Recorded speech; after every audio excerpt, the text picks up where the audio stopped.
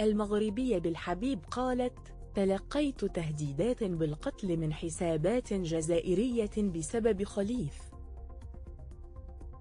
كشفت الملاكمة المغربية أميمة بالحبيب عن تفاصيل الهجوم الإلكتروني الذي تعرضت له من طرف مناصرين جزائريين للبطلة الأولمبية إيمان خليف، بعد الحملة الشرسة التي تعرضت لها بعد مواجهة الملاكمة الإيطالية قبل أسبوع في أولمبياد باريس.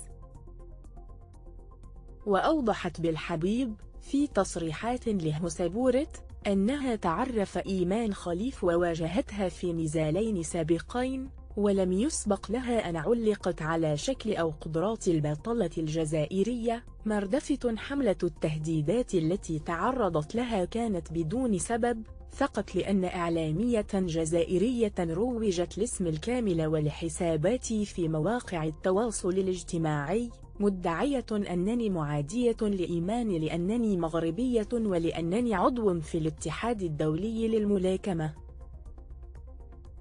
وتابعت: منذ فوز إيمان على الملاكمة الإيطالية أصبحت أتلقى يوميا رسائل السب والشتم والتهديدات بالتصفية.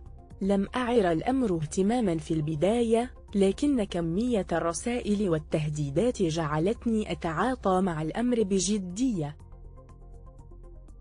وأكدت أميمة بالحبيب أنها باشرت الإجراءات القانونية ضد الحسابات المعنية، وذلك بوضعها شكاية لدى المصالح الأمنية المختصة. مردفة القضية بين يدي مصلحة الجرائم الإلكترونية في باريس حاليا لمحاسبة جميع من شهر بي وسبني وهددني وأقلق بالأسرة في المغرب.